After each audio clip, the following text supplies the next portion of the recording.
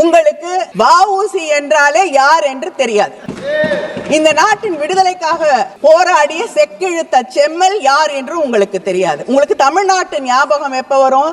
தேர்தல் வந்தால் தேர்தல் நேரத்திலே வந்து நான் தமிழனாக பிறக்கவில்லையே என்று வருத்தப்படுகிறேன் என்று சொல்லுவீர்கள். வ.உ. சிதம்பரனாருக்கு விரல் விட்டு என்ன கூட சிலைகள் கிடையாது தமிழகத்துல.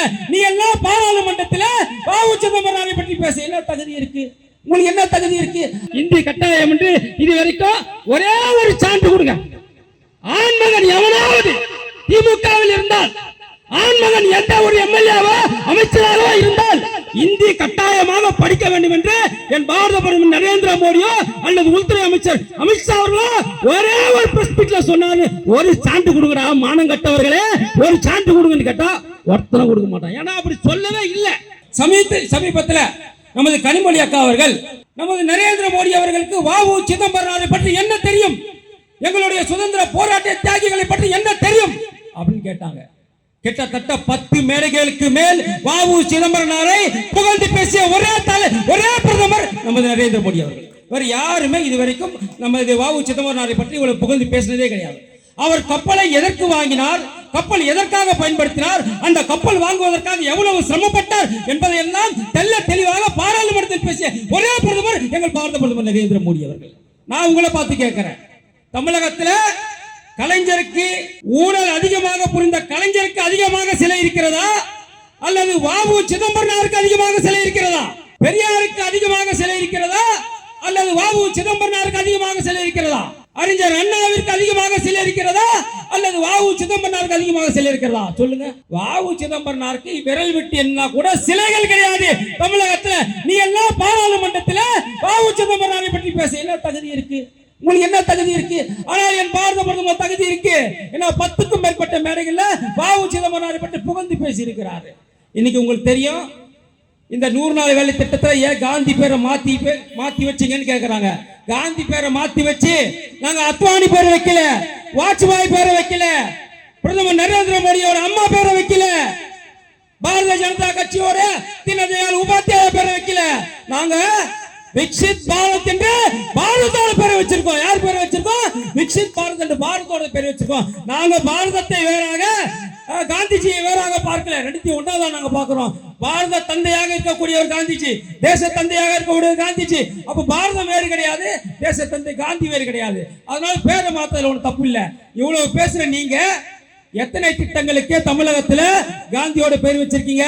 நூலகம் என்றாலும் ஊழல் புரிந்த கலைஞரோட பேர் தான் வச்சிருக்கீங்க. பேருந்து என்ற பேருந்து நிலையம் என்றாலும் ஊழல் புரிந்த கலைஞரோட பேர் தான் வச்சிருக்கீங்க. அனைத்து திட்டங்களுக்குமே கலைஞர் பேர் தான் வைக்கிறீங்க. பூங்கா கூட கலைஞர் பேர் வைக்கிறீங்க. என்றைக்காவது நீங்கள் இந்த 4.5 வருடத்துல ஒரு முறையாவது மகாத்மா காந்தியோட பெயரை ஒரு திட்டத்துக்கு வச்சீங்களான்னு சொன்னாக்கா கிடையாது. அப்ப மகாத்மாவுடைய காந்தியோட பேரை நீங்க பாராளுமன்றத்தில் பேசுறதுல என்ன அருகதை இருக்கு, என்ன யோகிதை இருக்கு உங்களுக்கு? அப்ப நம்ம கேட்கணுமா வேணாமா? இன்னைக்கு தெரியும் உங்களுக்கு 97 லட்சம் வாக்குகள் நீக்கப்பட்டிருக்கு எஸ்ஐஆர் மூலமாக. அப்ப உங்களுக்கு தெரியும் 2021 நமக்கும் 2021 நமக்கும் அந்த கூட்டணிக்கும், அதாவது அதிமுக கூட்டணிக்கும் திமுக கூட்டணிக்கும் வித்தியாசம் எவ்வளவு தெரியுமா? 2% வாக்கு வித்தியாசம். அந்த 2% வாக்கு வித்தியாசம் எவ்வளவு ஓட்டு தெரியுமா? 75 லட்சம் ஓட்டு. அப்ப இன்னைக்கு 97 லட்சம் வாக்குகள் நீக்கப்பட்டு இருக்குதுன்னா அந்த 75 லட்சம் ஓட்டுகளை கள்ள ஓட்டாக மாற்றி போட்டு ஜெயித்தது யார்? இந்த திமுக தானே. அதை நீக்கின என்ன தப்பு? நானே கேக்குறேன். உங்க அப்பா செத்துட்டாரு, அப்ளிகேஷன் எடுத்து நீ கொடுத்தியா? மு.க. ஸ்டாலின் அவர்களே தேர்தல் ஆணையத்தை நீங்க கொடுத்தீங்களா? அந்த வேலையை செய்யணும்னா ஒருத்தர் வேணும், அவன் தான் தேர்தல் ஆணையம். செத்தவன் ஓட்டை நீக்கிறதுக்கு ஒருத்தர் வேணுமா வேணாமா? அப்ப அவன் யாரு? அவன் தான் தேர்தல் ஆணையம். நீ எத்தனை வருஷமா செத்தவன் ஓட்டை நீயே போட்டு இருப்ப? எத்தனை வருஷமா டபுள் ஓட்டை நீயே போட்டு இருப்ப? எத்தனை வருஷமாக குடிபெயர் நிரந்தரமாக குடிபெயர்ந்த ஓட்டை நீயே போடுவ? அதை நீக்கிறதுக்கு ஒரு அதிகார மையம் வேண்டாமா? அப்படி ஒரு அதிகார மையம் வேண்டும் என்றால் அதுதான் தேர்தல் ஆணையம். இந்திய அரசியலமைப்பு சட்டம் அவங்களுக்கு ஒரு வாய்ப்பு கொடுத்திருக்கு. நீங்க தான் இதை செய்ய வேண்டும் என்று ஒரு வாய்ப்பை கொடுத்திருக்குது. இது இப்போ நடக்குது. 2002 நடந்துச்சு. 2002 யார் ஆட்சியில் இருந்தா? நாம தான் ஆட்சியில் இருந்தோம். பாரதிய ஜனதா கட்சி ஆட்சியில் இருந்தது. கூட்டணியில் யார் இருந்தா? இந்த திமுக இருந்தது. நம்முடைய இந்த திமுக இருந்தது. அப்ப எஸ்ஐஆர் இருக்கும் போது அப்ப வாய் திறந்து கேட்கலையே. இதே தமிழகத்தில் 2002 எஸ்ஐஆர் நடந்துச்சு. அப்ப பிஜேபியோட கூட்டணி இருந்தது திமுக. அப்ப வாயை திறக்கல. 2005 திரும்ப எஸ்ஐஆர் நடந்துச்சு. அப்ப இங்க கூட்டணி இருந்தது யாரு? காங்கிரஸ். மத்தியில காங்கிரஸ், மாநில திமுக. அப்பயே நீங்க கூட்டணியில் இருந்தீங்களே, அப்பயே வாய் திறந்து பேசல. அப்ப மத்தியில கூட்டணியில நீங்க இருக்கும்போது வாயை மூடிப்பீங்க. கூட்டணி ஆட்சியில் இருந்தால், நாங்கள் மந்திரி சபையில் இருந்தால் நீங்க வாயை மூடிப்பீங்க. இப்ப நீங்க மந்திரி சபையில் இல்ல. 10 வருஷமாக நரேந்திர மோடி இருப்பதால உங்களை மந்திரி சபையில் சேர்க்க முடியல. ஏன்னா காங்கிரஸ் உடன் சேர்ந்தால்தான் உங்களால் ஊழல் புரிய முடியும். நரேந்திர மோடியோடு சேர்ந்தால் ஒரு பைசா கூட உங்களால் ஊழல் புரிய முடியாது என்பதற்காக நீங்க நரேந்திர மோடி எதிர்க்கிறீங்க. ஆனா நாங்க சொல்லுவோம், 32 அமைச்சர் ஜாமீன்ல இருக்கீங்க. நீங்க 32 அமைச்சர் மேல ஊழல் வழக்கு இருக்கு, இன்க்ளூடிங் உதயநிதி உட்பட எல்லாரும் மேலுமே வழக்கு இருக்கு. ஆனா எங்கள் பாரத பிரதமர் நரேந்திர மோடி மீது வழக்கு இருக்கா? கிடையாது. அமித்ஷா அவர்கள் மீது ஊழல் வழக்கு இருக்கா? கிடையாது. ஆனா திமுக அமைச்சர்கள் அனைத்து பேர் மீது ஊழல் வழக்கு இருக்கு. எப்படி? இதை நம்ம யாரும் கேட்க மாட்டோம். நமக்கு என்ன, அவன் ஒரே வார்த்தை சொல்லுவான், திமுக காரன், இந்தி உள்ள நுழைஞ்சிரும், பாஜக உள்ள வந்துரும், நரேந்திர மோடி உள்ள வந்துருவாரு. என்னைக்கு தமிழக மக்களுக்கு இந்தி என்ற ஒரு பொருள் புரிகிறதோ அந்த தமிழகத்துல திமுக இருக்காது, விசிக இருக்காது, கம்யூனிஸ்ட் இருக்காது, வைகோ இருக்க மாட்டான். ஒட்டுமொத்த திராவிட கூட்டத்தையும் ஓட விடுவது எப்பன்னா இந்தி என்ற ஒரு சொல் நமக்கு தெரிய போகுதுதான். அதனாலதான் 4 நூற்றாண்டு ஆண்டுகளாக இந்தி என்றால் என்னன்னு நம்மள கத்துக்க விடல.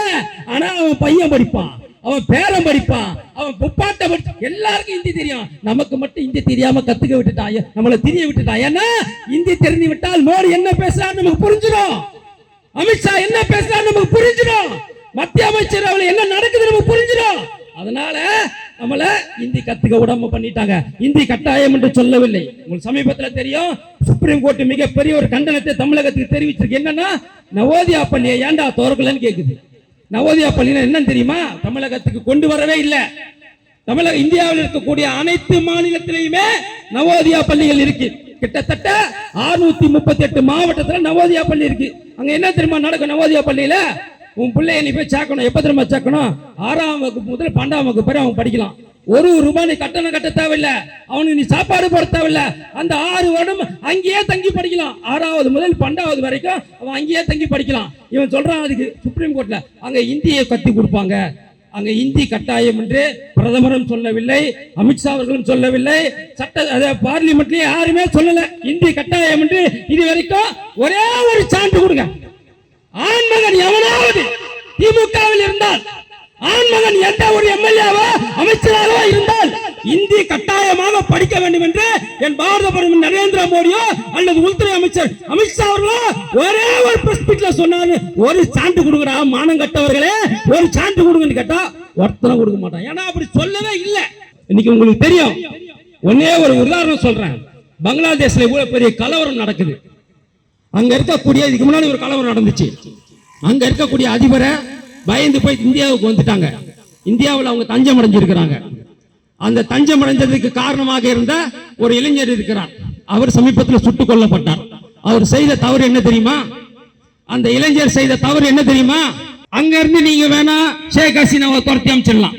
ஷேக் ஹசீனாவை இந்தியாவுக்கு துரத்தி அமைச்சிட்டு அவர் ஒரு மேப் போடுறார். என்ன மேப் போடுறாருன்னா, பங்களாதேஷ் கூட நமது வடகிழக்கு மாநிலங்கள் இருக்கு பாருங்க, மணிப்பூர், மேகாலயா, சிக்கிம், இது எல்லாத்தையும் பங்களாதேஷ் கூட இணைச்சு ஒரு மேப்ப போடுறாரு. மேப்ப போட்டு முடிச்ச அடுத்த நாள் எவன் சுட்டானே அவருக்கு தெரியல, செத்துட்டான். நான் மேப்ப போடும் போதே செத்து போயிட்டேன். நீ என் நாட்டுல இருந்துக்கினே என் சோத்தா தின்னுக்கினே என்னோட நாட்டை நீ 2ஆ பிரிப்ப.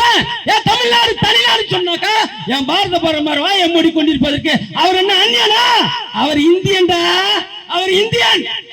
ஒருத்தனைங்க வாழாட்ட முடியாது. இந்தியா ஒருங்கிணைந்த பாரதம், இதில் ஒரு துரும்பை கூட எவனும் அசைத்து பார்க்க முடியாது.